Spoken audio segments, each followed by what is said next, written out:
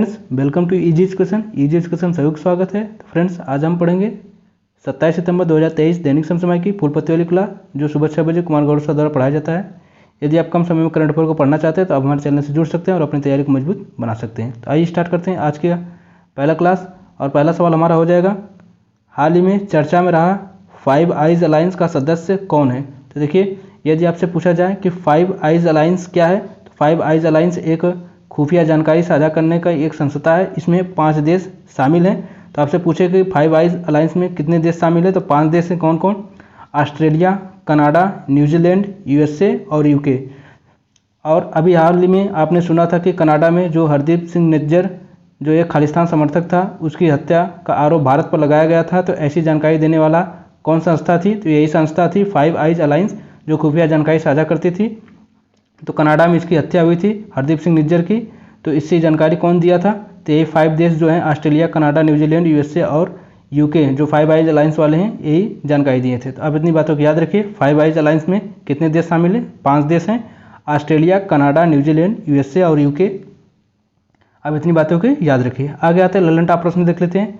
अब देखिए, आपसे पूछा जाए कि I2 U2 में कितने देश शामिल हैं, तो भारत, इजराइल, यूएई और यूएसए 4 देश शामिल हैं I2 U2 में। ठीक है, याद रखिए। आगे आते हैं, आपसे पूछे क्वाड में कितने देश शामिल हैं, तो क्वाड में भारत, यूएसए, ऑस्ट्रेलिया और जापान 4 देश शामिल हैं। और इनका एक युद्ध होता है जिसे हम मालाबार युद्ध कहते हैं, इसे भी याद रखिए। ये चारों मिलकर देश मालाबार युद्ध करते हैं, जो हाल ही में भी ऑस्ट्रेलिया में आयोजन हुआ है। अब आपसे पूछे G7 में कितने सदस्य हैं, तो G7 में 7 सदस्य हैं, 7 देश हैं। कौन कौन? Germany, France, Japan, America, Italy, Canada, England. तो G7 में 7 देश हैं, Germany, France, Japan, America, Italy, Canada. इसे भी याद रखिए। आप पूछे ब्रिक्स 2023 का आयोजन किसने किया था, तो दक्षिण अफ्रीका ने किया। इसे भी याद रखिए। एससीओ का नवीनतम सदस्य कौन है, तो एससीओ का नवीनतम सदस्य जो बना है वो ईरान हुआ, जो 9वां सदस्य बना है। इसे भी याद रखिए। आप पूछे न्यू डेवलपमेंट बैंक या एनडीबी का नवीनतम सदस्य कौन बना, तो मिस्र बना है। इसे भी याद रखिए। तो न्यू डेवलपमेंट बैंक या एनडीबी का नवीनतम सदस्य कौन है, तो मिस्र है। इसे भी याद रखिए। आगे आते हैं, प्रश्न नंबर 2 हमारा है, 19वें एशियाई खेलों में भारत ने किस खेल में 41 वर्षों के बाद स्वर्ण पदक जीता है। तो देखिए, इस सवाल में सबसे पहले तो हमारा एक सवाल बनेगा कि जो एशियन गेम कहाँ पर हो रहा है, तो एशियन गेम जो हो रहा है इसका आयोजन होंगजू चाइना में हो रहा है। ठीक है, और किस क्रम का है, तो 19वें क्रम का। इसे भी याद रखिए। अब आपसे पूछे कि भारत ने 41 वर्षों बाद किस में स्वर्ण पदक जीता है, तो घुड़सवारी में। घुड़सवारी में भारत ने स्वर्ण पदक जीता है, जो 41 वर्षों बाद था। इसके पहले उसने 1982 में 3 गोल्ड घुड़सवारी में जीते थे। इसे भी याद रखिए। अब देखिए, 19वें एशियन गेम में जो 3rd गोल्ड आया है वो घुड़सवारी में आया है। तो इस कुल घुड़सवारी में कितने गोल्ड हो गए हैं? 4। इसके पहले 1982 में 3 गोल्ड घुड़सवारी में जीत चुका है। इसके बाद 41 वर्षों बाद फिर से 2023 में घुड़सवारी में तीसरा गोल्ड भारत ने जीता है। इसे भी याद रखिए। यदि आपसे पूछा जाए कि पहला गोल्ड 2023 में किस में जीता गया, तो निशानेबाजी में 10 मीटर एयर राइफल में भारत ने पहला गोल्ड जीता था। इसे भी याद रखिए। और सेकेंड गोल्ड भारतीय महिला क्रिकेट टीम ने जीता था, दूसरा गोल्ड। और तीसरा गोल्ड जो घुड़सवारी में आया है। लेकिन आपसे पूछे कि भारत एशियन गेम में घुड़सवारी में टोटल कितने गोल्ड जीते हैं, तो 4 गोल्ड जीते हैं। इसे भी याद रखिए। तो इतनी बातें आप एशियन गेम से याद रख सकते हैं।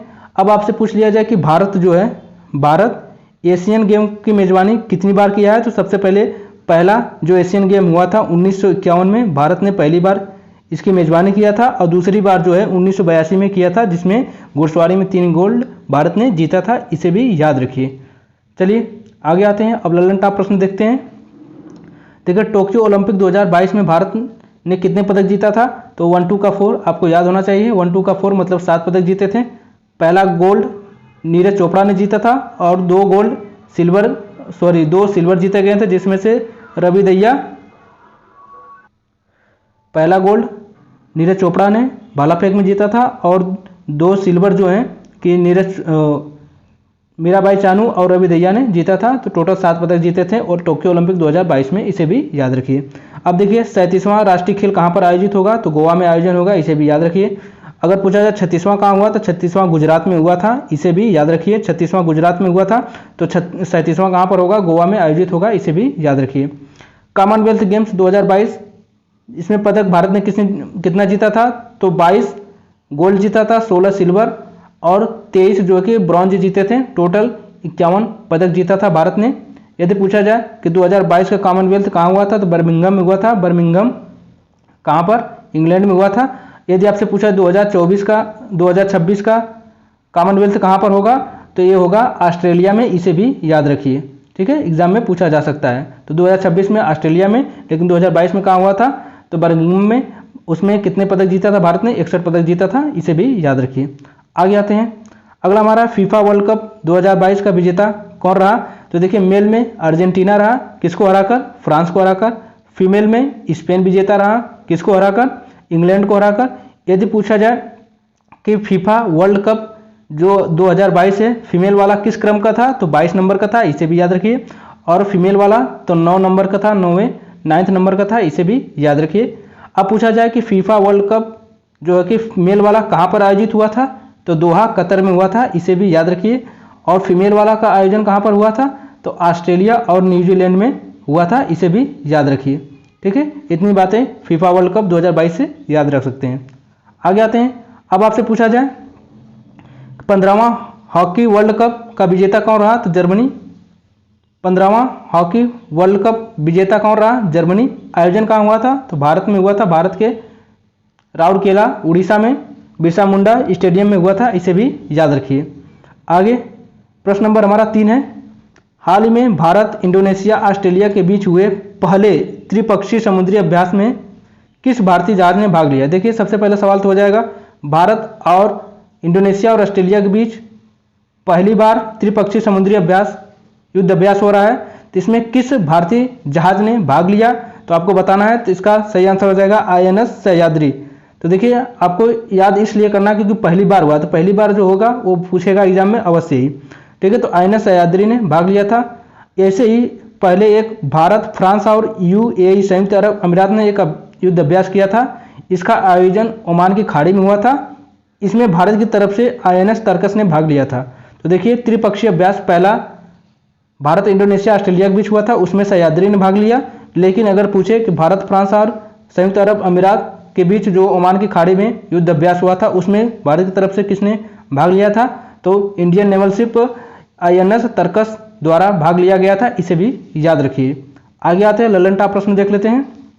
देखिए प्रोजेक्ट 70A के द्वारा निर्मित 7वां जहाज कौन सा है, तो 7वां जहाज जो INS महेंद्रगिरी है, इसको याद रखिए कि प्रोजेक्ट 70A के द्वारा निर्मित 7वां जहाज है INS महेंद्रगिरी। यदि पूछा जाए 6वां कौन है, तो 6वां होगा आपका INS महेंद्रगिरी, इसे भी याद रखिए।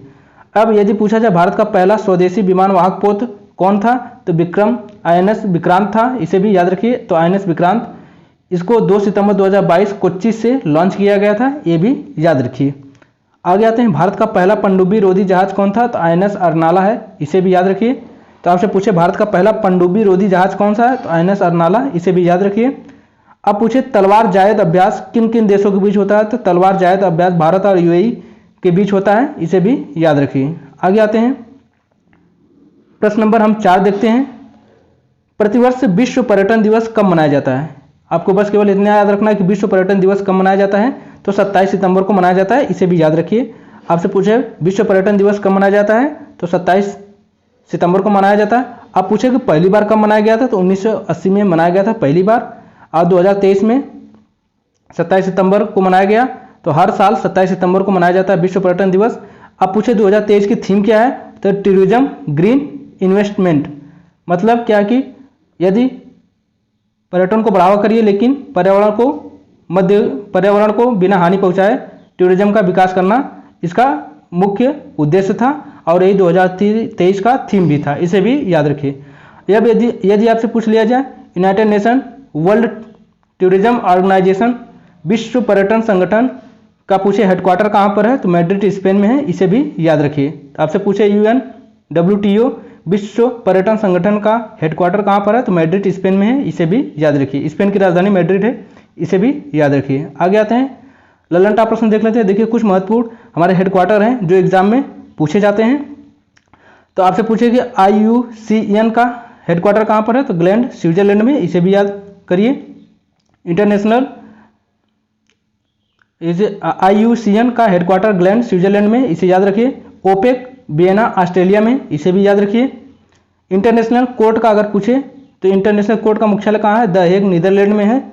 यूरोपियन यूनियन और नाटो का अगर पूछे मुख्यालय तो ब्रुसेल्स बेल्जियम में है।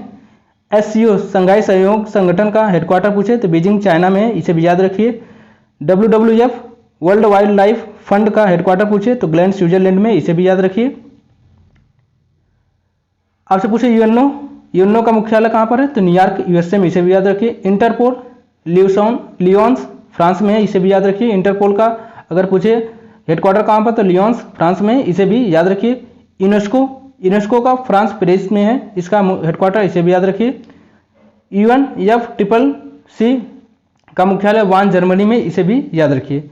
देखिए महत्वपूर्ण मुख्यालय हैं जो आपके एग्जाम में अवश्य पूछे। चलिए आगे आते हैं। अगला हमारा सवाल होगा प्रश्न number 5। 53वां Dada Saheb Phalke life time achievement award 2021 प्रदान किसे किया गया? तो यदि आपसे पूछा जाए कि Dada Saheb Phalke life time achievement award जो है 2021 किसको प्रदान किया गया, तो सबसे पहले आपको पता करना है कि दादा साहब फाल्के पुरस्कार जो है कि 53वां नंबर का है और ये 2021 वाला है और किसे प्रदान किया गया है, इसे आपसे एग्जाम में पूछा जा सकता है। तो देखिए वहीदा रहमान जो है, वहीदा रहमान को ये पुरस्कार प्रदान हुआ, ठीक है, 2021 वाला और 53 नंबर का है, इसे भी याद रखिए। 53 नंबर का वहीदा रहमान को दादा साहब फाल्के अवार्ड मिला 2021 के लिए। घोषणा अगर पूछे किसने की थे तो अनुराग ठाकुर जो एक सूचना प्रसारण मंत्री हैं, इन्होंने इसकी घोषणा की है। अब पूछे कि आपसे 52वां किसको मिला था, तो 52वां आशा पारेख को मिला था, इसे भी याद रखिए। और इसमें राशि कितनी दी जाती है, तो राशि 10 लाख और एक स्वर्ण कमल दिया जाता है, इसे भी याद रखिए। अब पूछे कि शुरुआत कब हुई थी दादा साहब फाल्के पुरस्कार की, तो शुरुआत हुई थी 1969 में। देविका रानी को सबसे पहले यह पुरस्कार मिला था, तो याद करिए कि देविका रानी को 1969 में पहला पुरस्कार मिला था दादा साहब फाल्के पुरस्कार। यदि पूछे 2023 का दादा साहब फाल्के पुरस्कार किसे मिला, कौन से नंबर का, 53वें नंबर का, तो वहीदा रहमान जो एक संगीतकार हैं, ठीक है, उन्हें मिला है। तो इतनी बातों को याद रखिए। आगे आते हैं, ललन टॉप प्रश्न देख लेते हैं। देखिए आपसे पूछा जाए कि 57वां ज्ञानपीठ पुरस्कार किसको मिला, तो दामोदर मौजा को मिला है। व्यास सम्मान ज्ञान चतुर्वेदी को मिला पागलखाना के लिए। सरस्वती सम्मान शिव शंकरी को मिला सूर्यवंशम के लिए। हिंदी साहित्य अकादमी पुरस्कार बद्री नारायण को मिला है तुमड़ी के शब्द के लिए, इसे भी याद रखिए। अब यदि आपसे पूछा जाए कि 69वां जो है कि राष्ट्रीय पुरस्कार किसे मिला गया, तो देखिए बेस्ट एक्टर में अल्लू अर्जुन को मिला है। बेस्ट एक्ट्रेस में कृति सेनन और आलिया भट्ट को मिला है। बेस्ट फीचर फिल्म रॉकेटरी को मिला है। पॉपुलर फिल्म RRR को मिला है। यदि पूछा जाए बेस्ट हिंदी फिल्म तो सरदार उधम सिंह इसको मिला है। तो आपको याद रखना है 69वां राष्ट्रीय फिल्म पुरस्कार में best actor Allu Arjun, best actress Kriti Sanon और आलिया भट्ट को मिला है। Best feature film rocketry, best popular film जो है RRR को मिला है। बेस्ट हिंदी फिल्म सरदार उधम सिंह को मिला है, इसे भी याद रखिए। आगे आते हैं, प्रश्न नंबर 6 देखते हैं। हाल ही में नई दिल्ली में प्रारंभ भारत की पहली ग्रीन हाइड्रोजन फ्यूल सेल बस किसने प्रारंभ की? देखिए भारत की पहली ग्रीन हाइड्रोजन बस है, तो इसे याद रखना है कि पहली है, तो इसलिए एग्जाम में पूछा जा सकता है। तो देखिए इसने किया तो Indian oil corporation limited IOCL ने इसको लॉन्च किया है। शुरुआत किसने की है, तो हरदीप सिंह पुरी जो एक पेट्रोलियम और प्राकृतिक गैस मंत्री हैं। कहाँ से इसका उद्घाटन किया है, तो इंडिया गेट से, दिल्ली से इसका उद्घाटन किया है। इंडिया गेट से इसका उद्घाटन हुआ, इसे भी याद रखिए। अब देखिए फ्यूल निर्माण इसका कहाँ पर होगा, तो फरीदाबाद हरियाणा में इसका फ्यूल निर्माण होगा। यदि पूछे जाए क्षमता कितनी है, तो 350 किलोमीटर क्षमता है और इसमें 30 kg के 4 सिलेंडर लगे होंगे जो ग्रीन हाइड्रोजन फ्यूल के होंगे। तो ग्रीन हाइड्रोजन फ्यूल की पहली बस किसने विकसित की है, तो इंडियन ऑयल कॉर्पोरेशन कंपनी जो है उसने विकसित की है। शुरुआत किसने की, तो हरदीप सिंह पुरी जो पेट्रोलियम और प्राकृतिक गैस मंत्री हैं। इंडिया गैस से इसका उद्घाटन हुआ, इसे भी याद रखिए। बस एग्जाम में आपको यही पूछेगा कि भारत के जो पहली ग्रीन हाइड्रोजन फ्यूल बस है वो किस कंपनी ने बनाई, तो Indian oil corporation of limited ने बनाई है। किसने इसको उद्घाटन किया, तो हरदीप सिंह पुरी। तो इतनी बातें याद रखिए। आगे आते हैं, ललन टॉप प्रश्न देख लेते हैं। 13वीं महारत्न कंपनी जो हाल ही में घोषित हुई कौन है, तो ऑयल इंडिया लिमिटेड है, इसे भी याद रखिए। और नवीनतम नवरत्न कंपनी, देखिए एक महारत्न कंपनी होती है, एक नवरत्न कंपनी होती है। 13वीं नवरत्न कंपनी ऑयल इंडिया लिमिटेड है और नवीनतम नवरत्न कंपनी है RCF मतलब राष्ट्रीय केमिकल्स एंड फर्टिलाइजर लिमिटेड, इसे भी याद रखिए। अब MotoGP रेस का टाइटल स्पॉन्सर कौन है, तो इंडियन ऑयल है, इसे भी याद रखिए। मोटो जीपी रेस का टाइटल स्पॉन्सर पूछे कौन है, तो इंडियन ऑयल है, इसे भी याद रखिए। आगे प्रश्न नंबर 7 देखते हैं।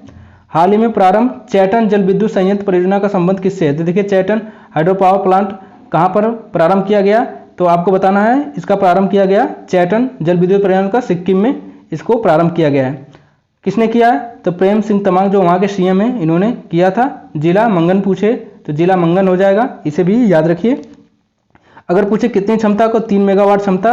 ये run of the river plant है, मतलब कि ये नदी के ऊपर जो है कि नदी के ऊपर बांध बनाकर बनाया गया है चैटन जल विद्युत संयंत्र। यदि पूछे नदी का नाम क्या है, तो चांग्याऊ नदी है, इसे भी याद रखिए। चांग्याऊ नदी पर यह बनाया गया। अगर ऊंचाई पूछे तो 4000 फीट ऊंचाई है, इसे भी याद रखिए। तो आपसे पूछे चैटन जल विद्युत संयंत्र कहाँ पर है, तो सिक्किम में किस नदी पर, तो चांग्याऊ नदी पर 3 मेगावाट की है। किसने किया? तो प्रेम सिंह तमांग ने इसका उद्घाटन किया, इसे भी याद रखिए। ऊंचाई पूछे 4000 फीट, इतनी बातों को याद रखिए। आगे आते हैं ललन टॉप प्रश्न देख लेते हैं। सिक्किम को पूर्ण राज्य का दर्जा कब मिला? तो 36वां कॉन्स्टिट्यूशन अमेंडमेंट 1975 के तहत सिक्किम को पूर्ण राज्य का दर्जा भारत ने दिया। सिक्किम में विधानसभा सीट पूछे तो 32 विधानसभा सीट है, जो सभी में न्यूनतम है, इसे भी याद रखिए। सभी राज्यों में न्यूनतम सबसे सिक्किम में विधानसभा सीट है, इसे भी याद रखिए।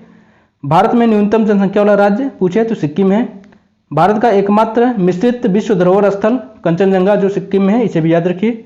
सिक्किम के प्रमुख दर्रे नाथुला जेपला दर्रा, ठीक है, तो सिक्किम के प्रमुख दर्रे हैं नाथुला और जेपला दर्रा, इसे भी याद रखिए। आगे आते हैं प्रश्न नंबर 8 देखते हैं।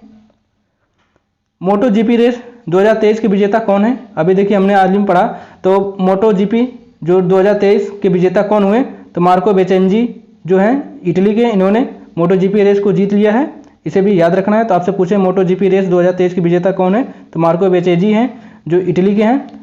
अगर पूछे जो किस टीम से हैं, तो मोनी VR46 इनकी टीम का नाम है। अगर पूछे किस टीम से हैं, तो मोनी VR46 इनकी टीम का नाम है। आयोजन कहाँ हुआ, तो ग्रेटर नोएडा के बुद्ध सर्किट उत्तर प्रदेश में हुआ था, और यह पहली बार हुआ था भारत में, इसे भी याद रखिए। यदि पूछे भारत में पहली बार मोटो जीपी रेस कहाँ पर हुआ, तो ग्रेटर नोएडा बुद्ध सर्किट में। किसने जीता, तो मार्को बेचेंजी जो इटली के हैं इन्होंने जीता। इनकी टीम का नाम मोनी VR46 है, इसे भी याद रखिए। आगे आते हैं ललन टॉप प्रश्न देख लेते हैं। एशिया कप 2023 के विजेता भारत है, किसे हराकर, तो श्रीलंका को हराकर। श्रीलंका वो विजेता रहा और भारत जो है कि विजेता रहा। अब देखिए वुमेन जो महिला प्रीमियम लीग है 2023 का विजेता मुंबई रही, इसे भी याद रखिए। अंडर 90 महिला T20 वर्ल्ड कप के विजेता भारत रहा, इसे भी याद रखिए। अब IPL 2023 का 16वां संस्करण किसने जीता, तो CSK ने जीता। कौन, पुरुष वाला, इसे भी याद रखिए। महिला वाला मुंबई ने जीता, और पुरुष वाला 2023 का 16वां संस्करण था, किसने जीता, तो CSK मतलब चेन्नई सुपर किंग ने जीता, इसे भी याद रखिए। आगे आते हैं, हमारा अगला प्रश्न है प्रश्न नंबर 9। हाल ही में जापानी कंपनी यूनिक्लो ने किसे भारत में अपना पहला ब्रांड एम्बेसडर बनाया? तो देखिए भारत जापानी कंपनी है यूनिक्लो। यूनिक्लो एक कपड़े की कंपनी है, वस्त्र कंपनी है, इसने अपना एक ब्रांड एम्बेसडर भारत में बनाया। तो कौन है, कैटरीना कैफ, इसे याद रखिए। तो कैटरीना कैफ को जापानी कंपनी यूनिक्लो ने अपना ब्रांड एम्बेसडर बनाया है, इसे याद रखिए। बस इतनी बात रखिए कि यूनिक्लो के जो ब्रांड एम्बेसडर कौन है, तो कैटरीना कैफ में एक जापानी कंपनी जो कपड़े की कंपनी है, इसे भी याद रखिए। अब ललन टॉप प्रश्न देखते हैं। पेप्सिको इंडिया का ब्रांड एम्बेसडर कौन है, तो रणवीर सिंह है, इसे भी याद रखिए। ICC क्रिकेट वर्ल्ड कप 2023 के जो ब्रांड एम्बेसडर कौन है, शाहरुख खान है। इन्फोसिस का ब्रांड एम्बेसडर अगर पूछे मेल में तो राफेल नडाल है, फीमेल में ईगा स्विटेक है, इसे भी याद रखिए।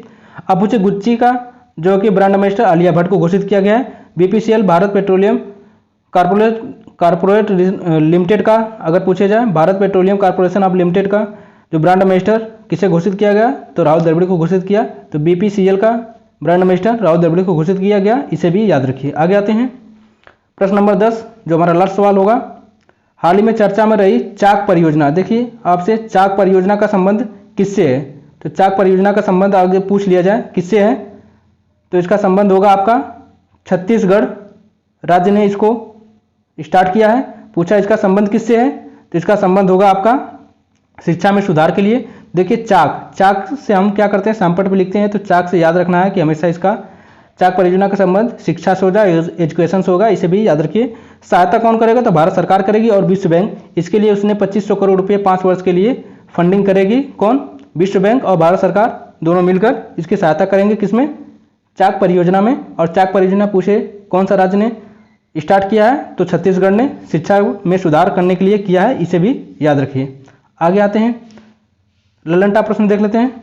लाडली बहना आवास योजना मध्य प्रदेश की है, इसे भी याद रखिए। नमो 11 सूत्री कार्यक्रम किसने स्टार्ट किया, तो महाराष्ट्र ने स्टार्ट किया।